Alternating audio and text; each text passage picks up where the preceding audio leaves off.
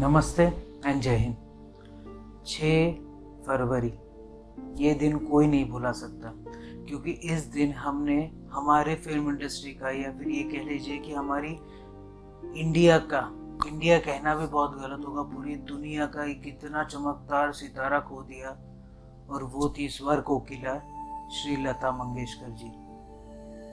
उनको यूँ तो इतने सारे तमगे मिले हैं, इतनी सारी उनकी प्रसिद्धि है कि गिनाते गिनाते शायद मेरा चैनल छोटा पड़ जाएगा। पर फिर भी भारत रत्न लता मंगेशकर जी को एक ट्रिब्यूट देंगे, और जो सफ़र उन्होंने तय किया है उनके कुछ अनछुए पहलू को भी आपके साथ में शेयर करेंगे। आप बने रहिए, देखते रहिए एक्सपोजिंग स्टार विद शांतनु।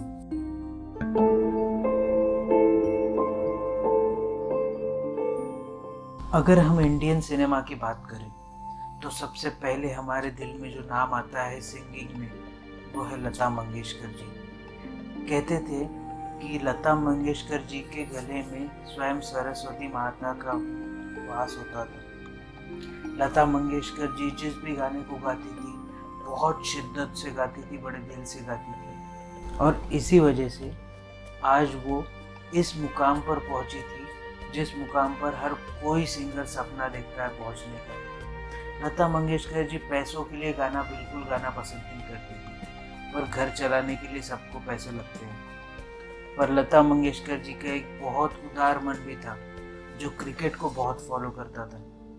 आप में से बहुत कम लोगों को ये पता होगा कि लता मंगेशकर जी ने 1983 में जब हमारी टीम वर्ल्ड कप जीत कर वापस आई थी, एक बहुत बड़ा इतिहास रचा था हमारी टीम ने। तब लता मंगेशकर जी ने स्वयं, क्योंकि बीसीसीआई इतना बड़ा बोर्ड नहीं था, उसके पास में पैसे नहीं थे अपने प्लेयर्स को देने के लिए, कुछ नहीं था, तब लता मंगेशकर जी ने स्वयं एक कॉन्सर्ट ऑर्गेनाइज किया।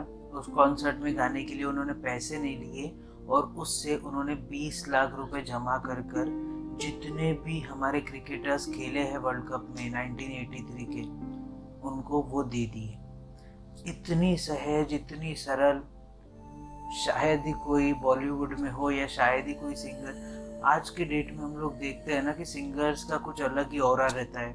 आज के डेट में जो सिंगर्स होते हैं वो बहुत ज़्यादा स्टेज शोज करना पसंद करते हैं, बहुत ज़्यादा गाने में म्यूज़िक कम होता है, और बाकी बहुत ज़्यादा उसमें रहता है। मैं किसी को ये नहीं कहना चाहता कि वो म्यूज़िक ख़राब है या ये ख़राब है, बट लता जी का वो दौर था जहाँ पे बड़े गुलाम अली साहब भी उनके मुरीद हो गए थे। एक रिकॉर्डिंग के दौरान ऐसा ही कुछ हुआ।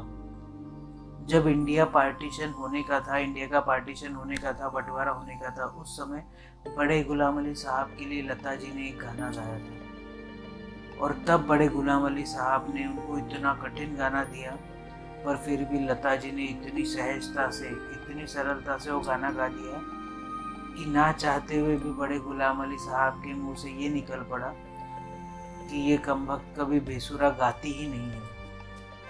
और ये बात स्वयं लता जी ने हमारे साथ में शेयर की है। अब आप खुद सोचिए, लता जी जब भी बोलती थी कि मैं जब भी गाना गाती हूँ, जैसे मुझे कोई लोरी गाना है, तो मैं ये सोचती हूँ कि मेरी माँ मेरे लिए कैसे भाव से लोरी गाएगी। जब मुझे देशभक्ति के गाने गाने होते थे तो मैं अपने आप को एक सैनिक के तौर पे महसूस करती थी। लता जी उस गाने में खुद को ढाल लेती थी। लता जी का ऑरा ऐसा था, लता जी का करिश्मा ऐसा था कि उसके पीछे में क्या जवान, क्या बूढ़े, क्या नेता, क्या राजनेता, सब लोग उनके मुरीद थे। हम जैसी यंग पीढ़ी भी अगर लता जी की फ़ैन है तो आप खुद समझ सकते हैं कि लता जी ने किस हद तक शोहरत की बुलंदियों को छुआ है। आप ये भी समझ सकते हैं कि किस हद तक लता जी को हम लोग प्यार करते थे, कि उनकी जो शव यात्रा थी, उनका जो आखिरी अंतिम विदाई उनको दी गई थी, उस समय पूरी मुंबई उनके पीछे चल रही थी। ऐसा ही कुछ हमने देखा था जब बाला साहेब ठाकरे गुजरे थे। मतलब आप ये सोचिए कि लता जी के लिए वेस्ट बंगाल में ममता बनर्जी ने आधे दिन की छुट्टी घोषित कर दी थी। प्रधानमंत्री मोदी ने 2 दिन का राजकीय शोक घोषित कर दिया था। महाराष्ट्र में 1 दिन की छुट्टी डिक्लेयर कर दी गई थी। ये थी लता जी। क्या राजनेता, क्या नेता, क्या अभिनेता, यहाँ तक के इंडिया में स्थित अमेरिकन एम्बेसी ने भी लता जी के लिए ट्वीट किया। इंदौर के एक छोटे सी जगह से आकर लता जी ने मुंबई में एक ऐसा मुकाम हासिल किया जिसको छूना या जिसको पाना आजकल की पीढ़ी के लिए बिल्कुल नामुमकिन है। लता जी जो अपनी लेगेसी पीछे छोड़ गई है ना, वो लेगेसी मुझे नहीं लगता कि कोई भी फुलफिल कर पाएगा। लता जी ने एक बहुत सुंदर गाना गाया था, नाम गुम जाएगा मेरी आवाज़ ही पहचान है। आप खुद सोचिए कि आज हमारे पास सिर्फ बची है वो आवाज़। उस आवाज़ को अगर शब्दों में आज पिरोया जाए तो शायद नहीं, यकीनन उस दर्जे की आवाज़ कोई नहीं निकाल पाएगी। लता जी को शुरुआती दिनों में ये कहकर निकाल दिया जाता था कि उनकी आवाज़ बहुत पतली है, पर आप आज सोचिए कि जिन्होंने उनको निकाला आज वो खुद उनके पाँव पड़ते थे। बड़ी सहज सरल थी लता जी। जब सचिन तेंदुलकर आउट हो जाते थे तो लता जी कभी भी किसी का फोन नहीं उठाती थी, क्योंकि सचिन तेंदुलकर लता जी को आई बुलाते थे, मतलब माँ बुलाते थे। और माँ के नाते कई लोग उनसे पूछते थे, कई लोग ये बात करो वो बात करो, मीडिया बाइट्स मांगती थी। लता जी को बहुत बुरा लगता था, क्योंकि एक माँ के लिए अगर अपना बेटा एक दिन खराब काम कर रहा है तो लोग ये सब भूल जाते हैं कि बाकी दिन उसने जो अच्छा काम किया है। इसीलिए लता जी उन चीज़ों से बहुत आहत होती थी। माना जाता है कि आज तक लता जी ने तकरीबन 50,000 से भी ज़्यादा गाने रिकॉर्ड किए हैं अपनी आवाज़ में। क्या बंगाली, क्या मराठी, क्या हिंदी, क्या पंजाबी, इन्होंने लगभग 17 लैंग्वेजेस में गाने रिकॉर्ड किए हैं अपनी आवाज़ में। स्वरों की धनी थी और सरलता से बनी थी। लता जी का सिर्फ इतना सा व्यक्तित्व था कि वो सबके दिलों में बसती थी। 6 फरवरी को हमको छोड़कर वो चली गई। उनकी आत्मा की शांति के लिए 2 मिनट का मौन जरूर धारण करेंगे।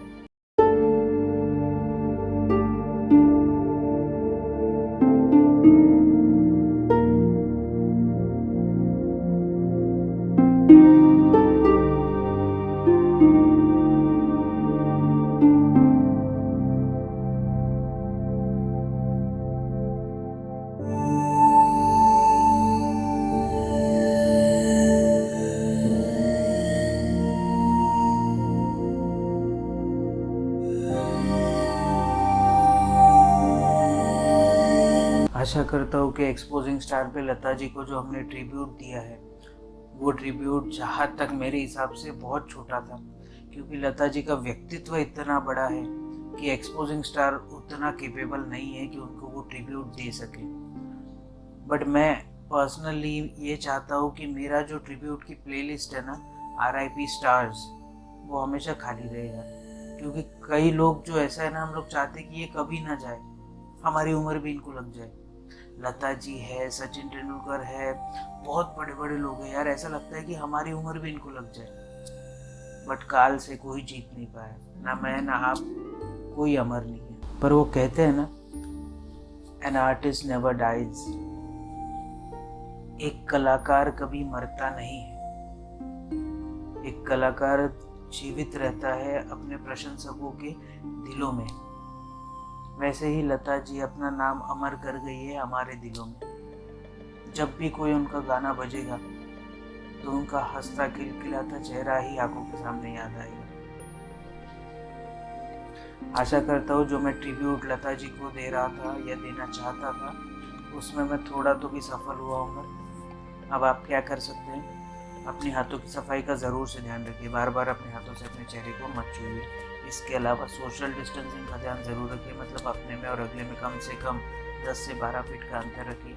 इसके अलावा भारत में बनी कोरोना वैक्सीन कई प्रक्रियाओं से गुजरने के बाद आप तक पहुंच रही है, तो जब भी आपकी बारी है कोरोना वैक्सीन ज़रूर लगवाइए। इसके अलावा जब भी आप अपने घर से बाहर निकले, अपने चेहरे को फेस मास्क से कवर करना ना भूलिए। इससे आप खुद की भी रक्षा कर पाएंगे और औरों की भी रक्षा कर पाएंगे। इसके अलावा अगर लाइफ में कभी आपको लो फील हो, कोविड की वजह से आपकी जॉब चली गई हो, आप पे इकोनॉमिक क्राइसिस आ गए हो, या कोई भी आपको प्रॉब्लम हो, तो इसके बारे में अपने घर वालों से बात कीजिए, जानने पहचानने वालों से बात कीजिए। डिप्रेशन में मत जाइए, डिप्रेशन को मार के इंडिया से भगाइए। और अगर मेरे पास में और भी कोई टॉपिक आता है तो उसके ऊपर मैं एक वीडियो बना दूंगा। तब तक के लिए आप बने रहिए, देखते रहिए एक्सपोजिंग स्टार विद शांतनु। जय हिंद।